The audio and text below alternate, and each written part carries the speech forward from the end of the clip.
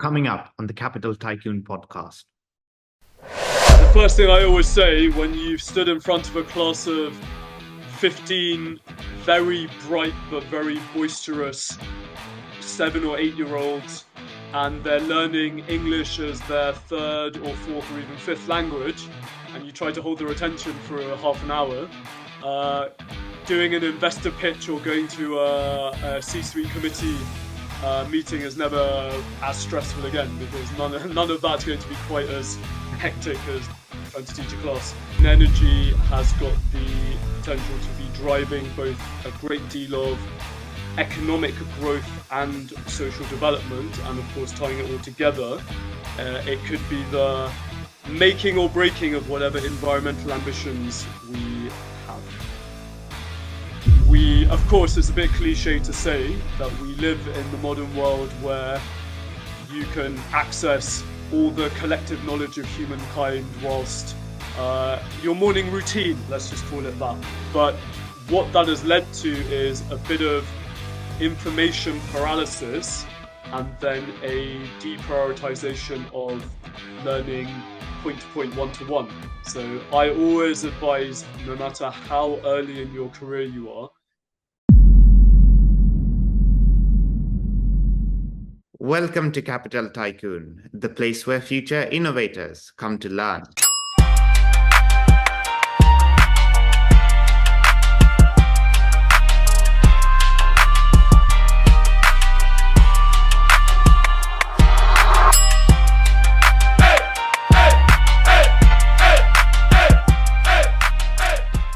My guest today is Niladri Roy. He's part of the core leadership team at a clean tech startup called Climate-Connect Digital.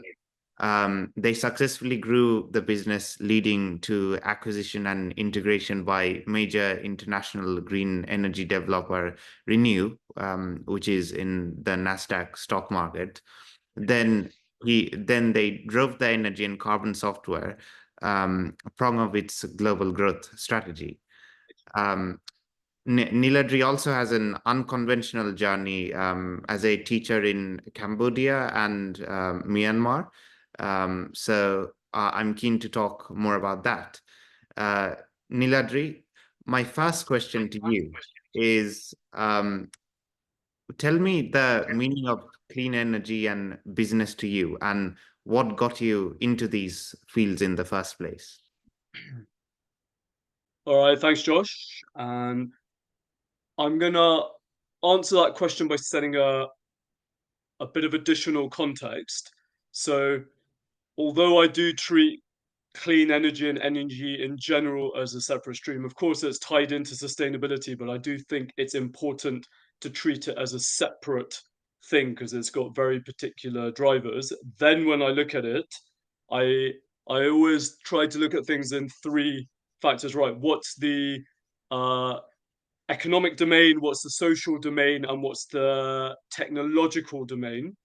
And in very simple terms, clean energy has got the potential to be driving both a great deal of economic growth and social development, and of course, tying it all together, it could be the making or breaking of whatever environmental ambitions we have. Interesting. And tell me more about your profession and what Climate-Connect Digital does. Well, I'm going to be specific. So within that remit, there's the energy services side of things and also the carbon services side of things. And when I say carbon, there's a thing called the voluntary carbon market. So I'll cover both respectively. So within the energy domain, it's software driven, and I will say machine learning, but I'm not going to overuse it because I think AI and machine learning is a bit overused. Where it applies, it can be woven in. I'd actually be happy to talk about machine learning in the context of energy as well. But in basic terms, how do you make your uh, clean energy and energy transition assets and parts of the energy ecosystem better, more efficient, and ultimately driving towards reducing emissions. So that's everything from renewable generation modes like solar and wind, and how do you match the generation that's being um, driven by the sun or by the wind to what the requirements are on the grid. And then you'll have how do you make sure there's better stability on the grid? Because if you've got a mismatch, then you get that classic occurrence of load shedding where you might get entire spans of a city going dark randomly for no reason or seemingly no reason. And it's because there's been a mismatching between what the demand is, as in the need for electricity, and what's available from the generation side. And then that's all the way through to end consumer services. So basically, what are you doing with your electricity in the home or your business? So that's on the energy side. Maybe also interestingly, something that we actually should talk about. So when we talk about carbon, it's a bit of a catch-all term for emissions. So when we talk about any kinds of emissions, we don't talk about CO2, we talk about CO2e.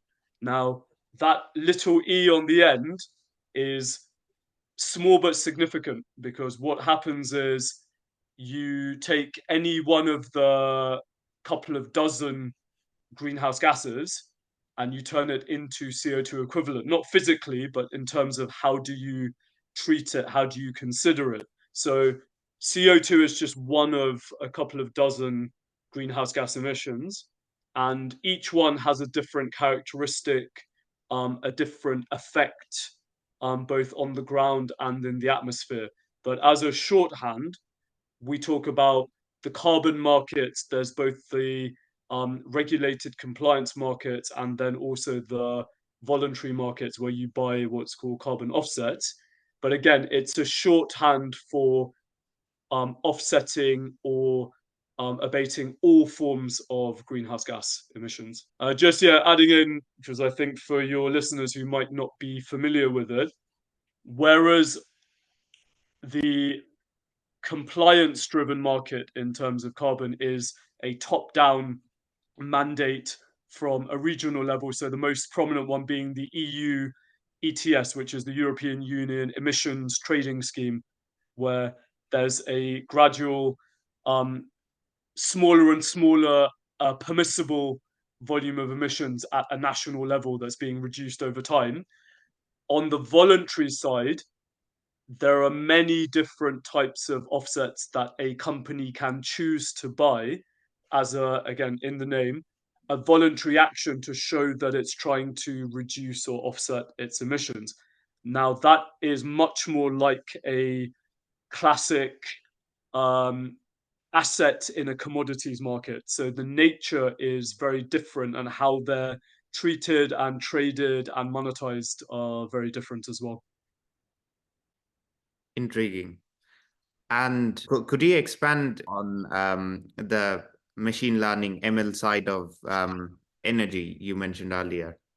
Yeah, and I'll give you a few different use cases. So that in tech terms, having machine learning or data science isn't useful in and of itself. It's what are the insights that you can derive from them. So the good way to visualize it is if you think about the energy supply chain or the electron supply chain or even the gas molecule supply chain, where it's in principle starting from where it's generated and then it's traveling through whether it's pipes or a wire, and it hits a distribution grid, and then it gets to the city, and then it gets to households or businesses or whatever it might be.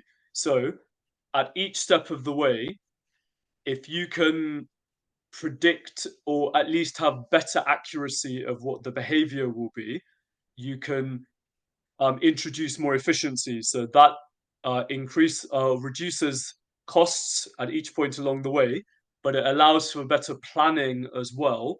And if you've got better planning across the entire chain, then you can have a better ability to transition your generation sources, transition what's used in a city or at the home or in a business at any given time of day.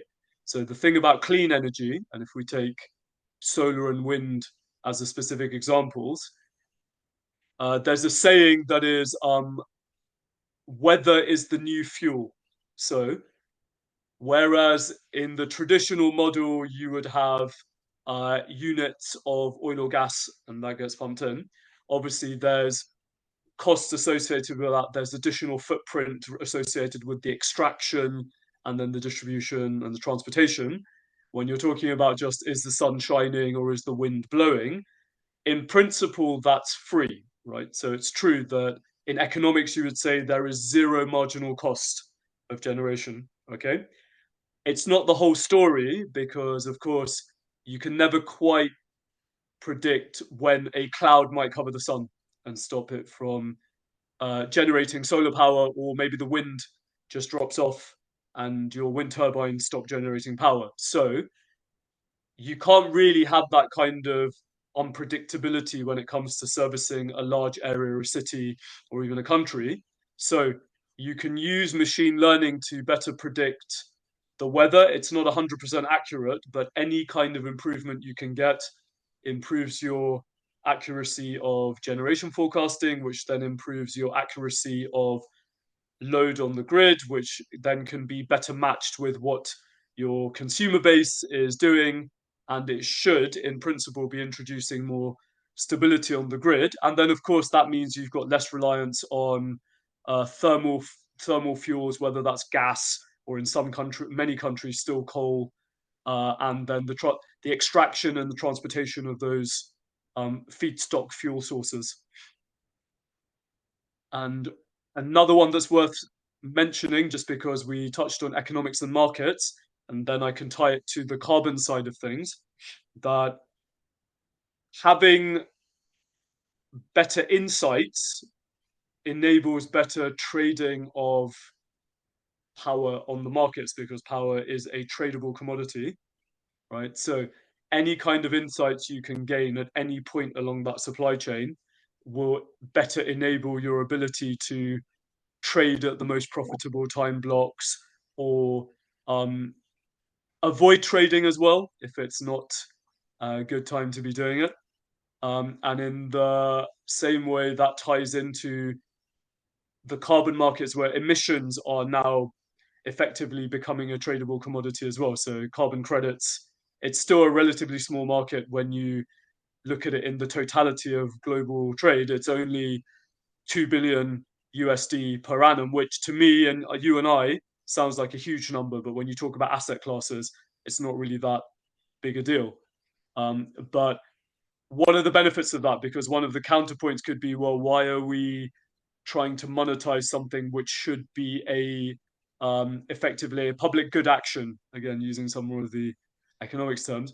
Well, it's one way of stimulating the market. It's one way of encouraging liquidity. It's one way of encouraging investments. It's one way of encouraging better climate action, right? So on the one hand, maybe you could say bits of it are questionable, but on the other hand, overall the net effect is that you're stimulating more of a market for clean energy and energy transition activities and overall sustainability initiatives.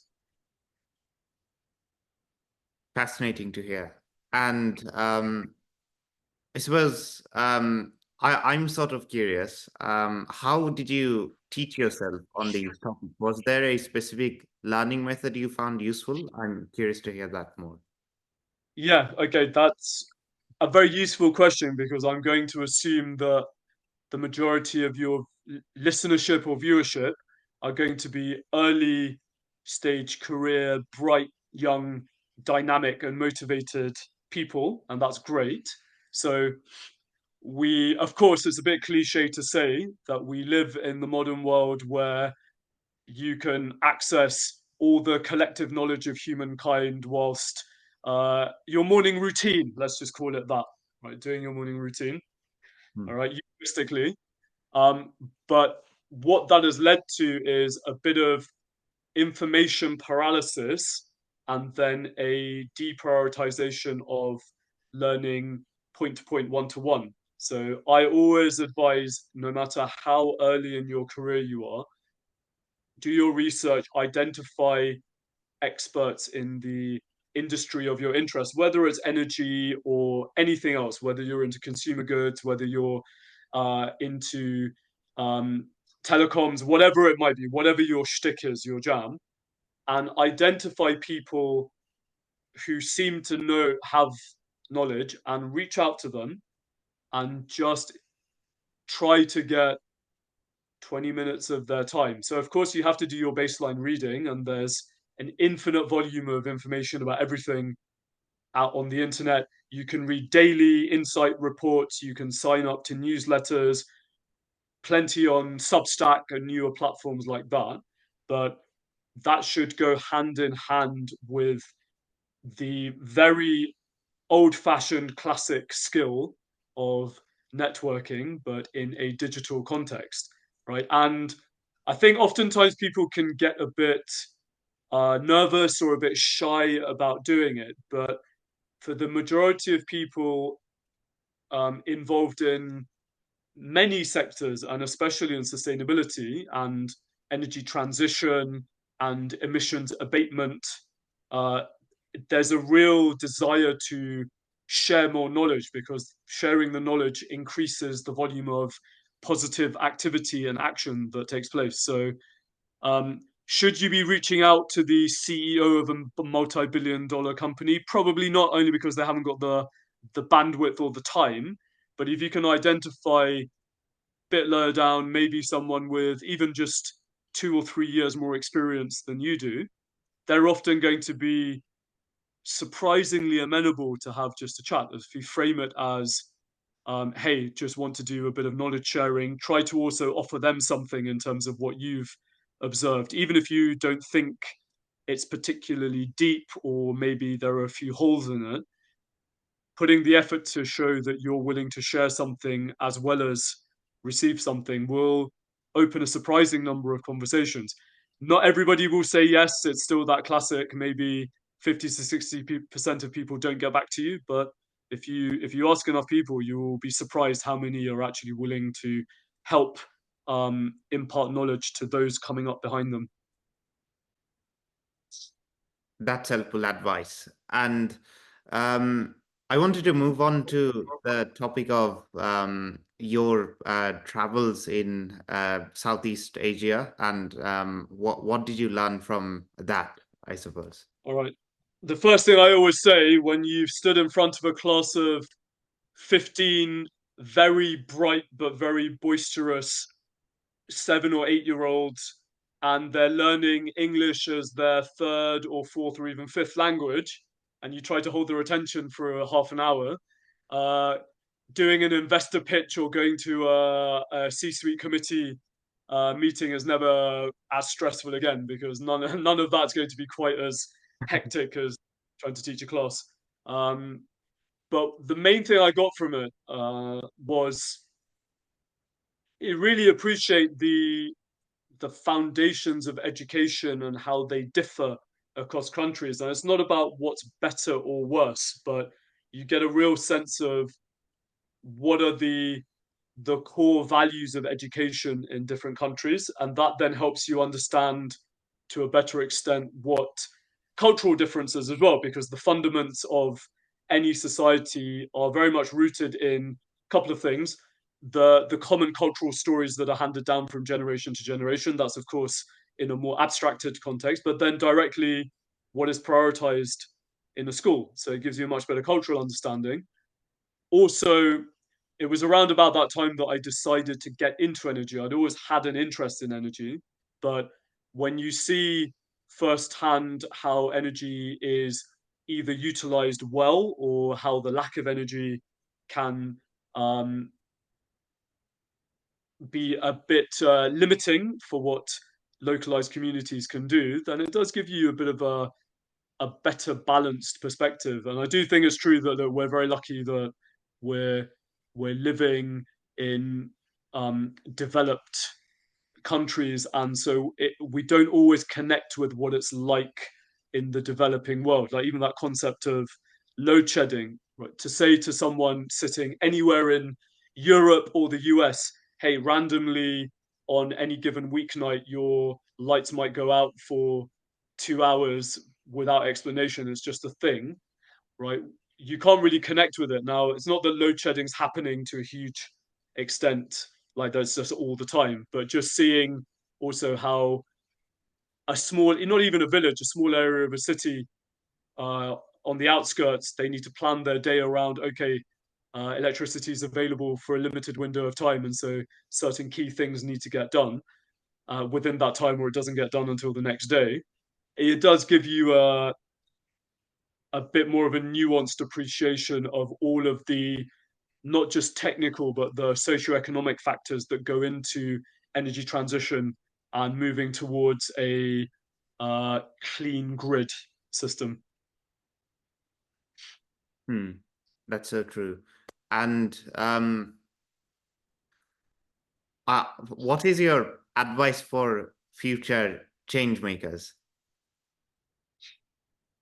Um, do something, right? It's very easy to get, again, information paralysis, so many things, what to do, can we do anything? I don't buy into the humanity is doomed narrative one bit.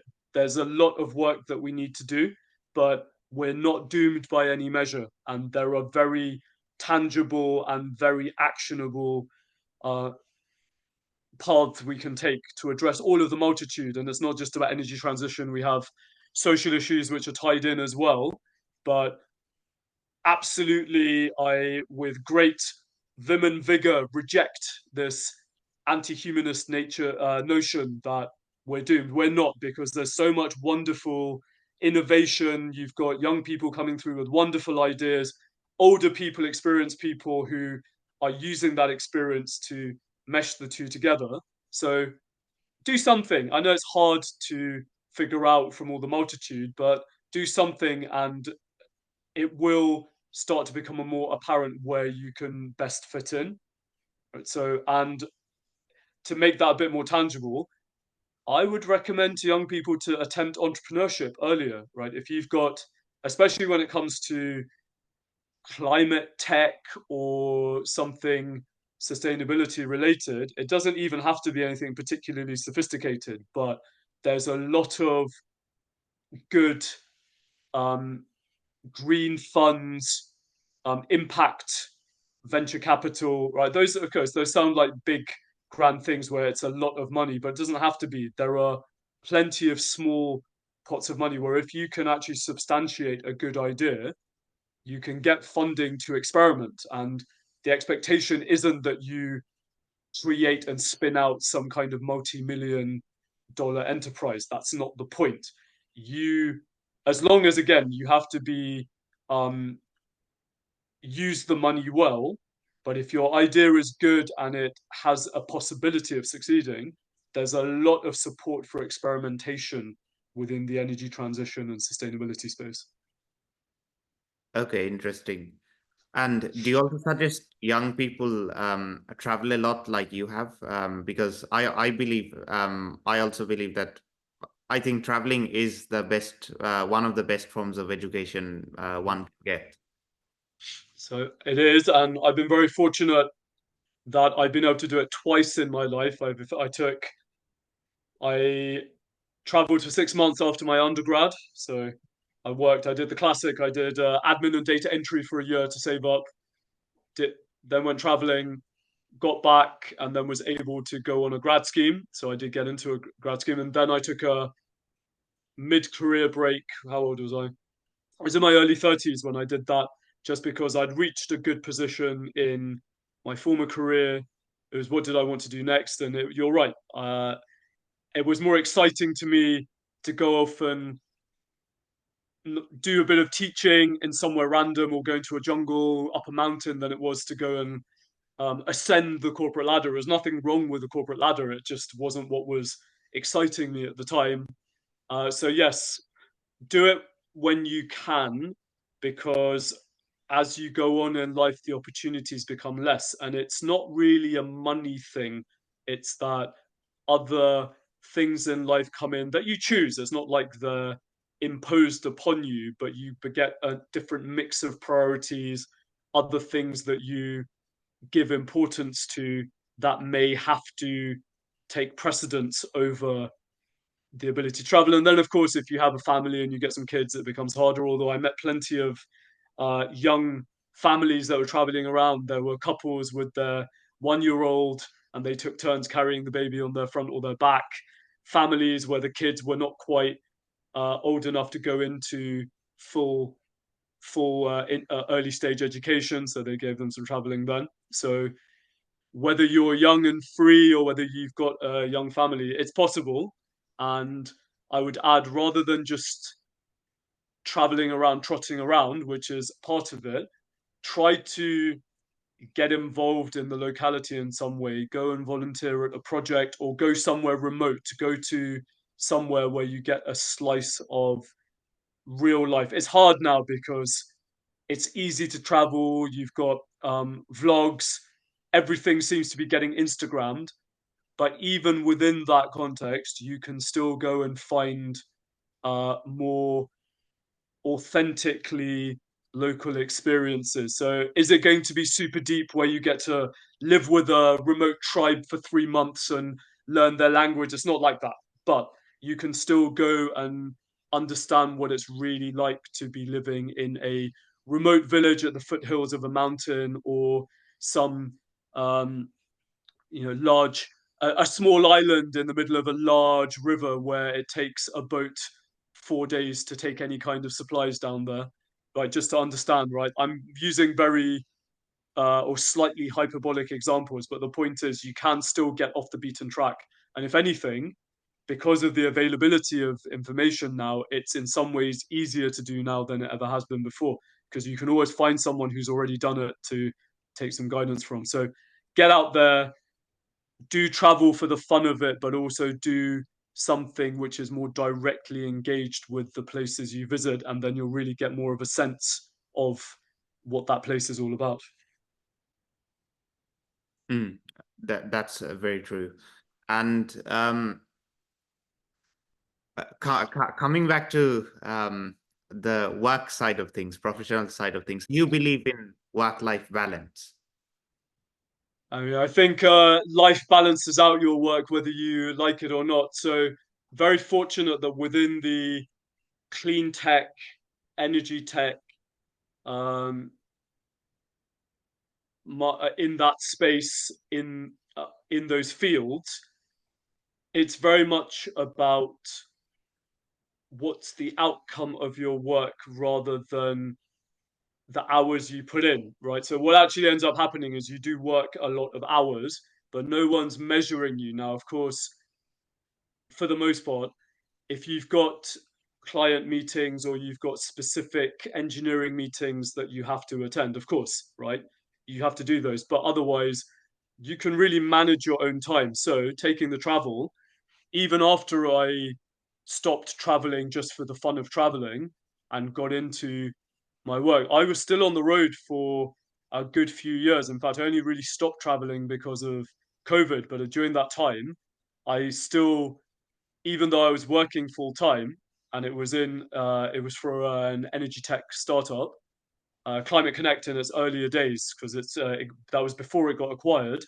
Uh, I didn't stay in the same place for more than a month. I think I did 3 continents, probably 6 or 7 countries, um, a few dozen different either cities or villages. All you need now really is there an internet connection, and it's amazing how the most basic dongle in can get you coverage in the middle of a jungle or up a mountain, right? So there was no effect on the productivity. It just meant there were days when, okay, you want to go see something, you go in the morning and then you start work mid-afternoon and then you have to work into the evening or into the night, and that's fine.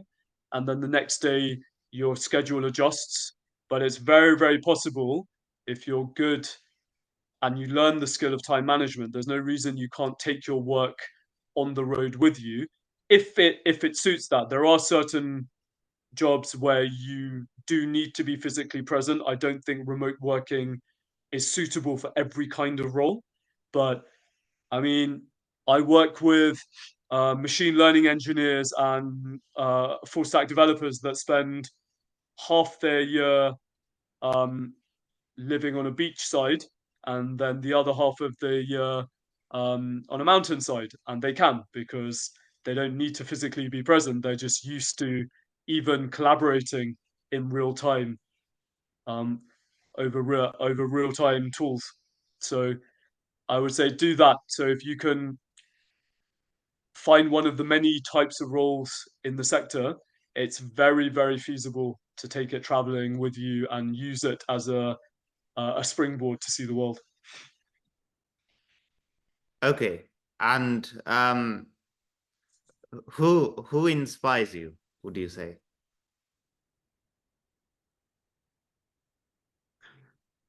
Great question. Uh, so I'll give you a fluffy answer, and I'll give you a specific one. I think now where I mean, without wanting to be cliche about it, we're on a podcast, and there are many great podcasters now who bring such a variety of guests. So random people that you otherwise never would have come across at all. And you get a slice of maybe 2 hours, maybe even just an hour. Just get, okay, what's their lens on the world? What are the ideas and perspectives? So you can get inspiration from a new person every day just through the volume of uh, interactions that are happening between podcasters and random guests.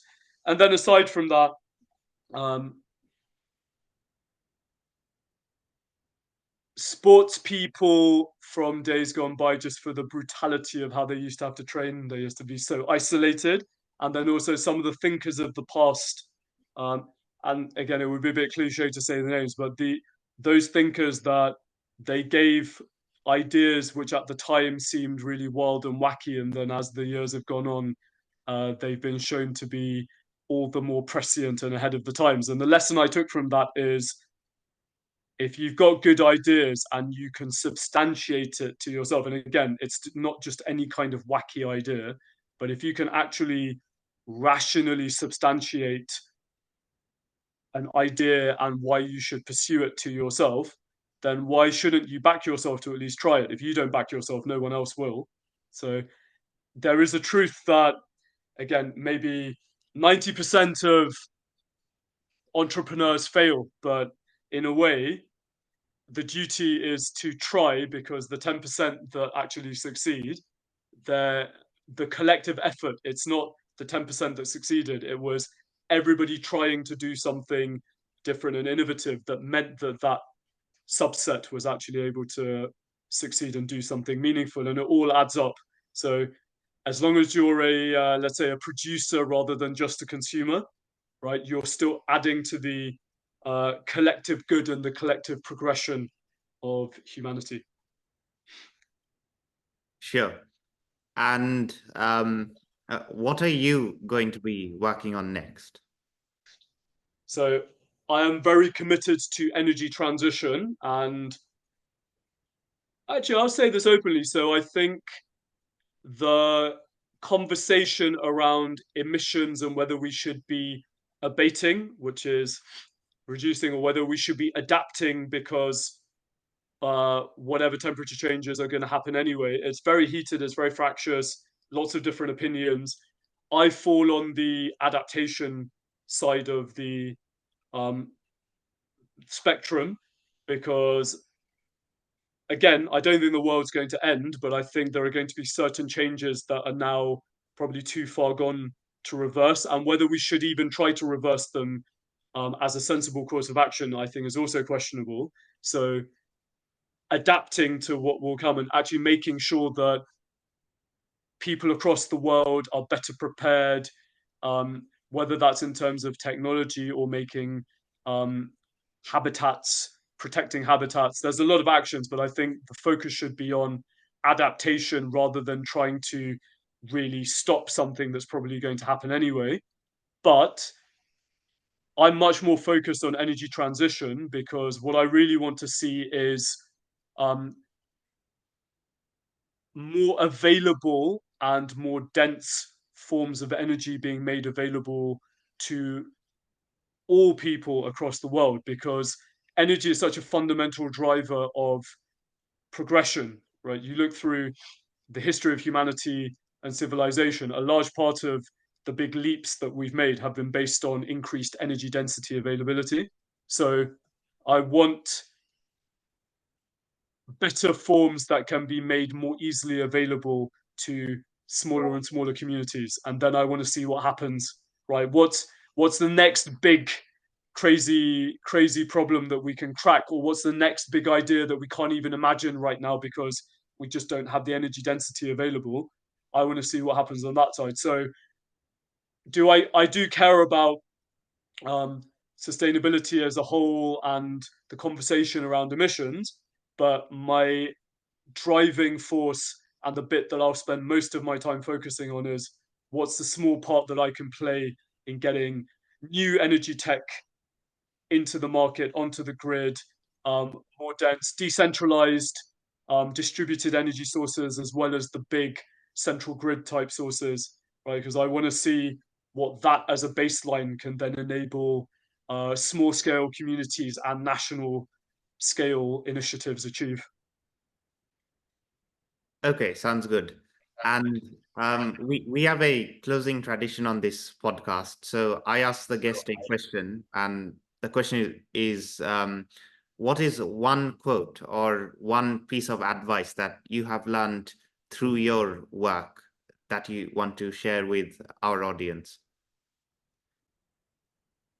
I'm not going to say it's the main one, but I'm going to, just because it was in a conversation I was having earlier today. I think it is germane, right? It's sometimes you have to give people what they think they want in order for them to understand what it is they really need.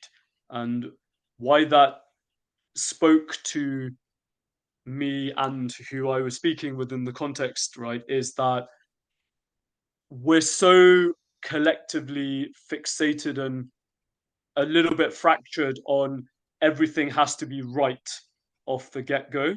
And the human experience, both as individuals and collectively, is a process of you experiment, you make a mistake, you take the learnings, you adjust, you go again. Maybe there's a few more mistakes, and it's understanding that nothing's ever perfect, but it's about are you iterating towards something better? And if we had a bit more of that approach, and so sometimes you do have to try things which are a bit suboptimal in order to really understand that they are suboptimal and how do you make them more optimal. So be less afraid of experimenting and making mistakes, because the reality is whatever mistake you make, um, it's going to be relatively small in the grand scheme of things. It might seem like a big deal to you as an individual, but as long as you take the right lesson from it, um, the most actualized people in the world didn't start off as the finished article. They made plenty of mistakes, and there's this real aversion to doing that now. But those people who are willing to make a few mistakes and learn from them are the ones who are really going to push on a whole load of aspects of society and civilization. That's good advice. Niladri, thank you for joining my podcast, and it's been a great pleasure having you on. Thank you for your time, and thank you to your audience, and may you all have wonderful weekends. Likewise, thank you.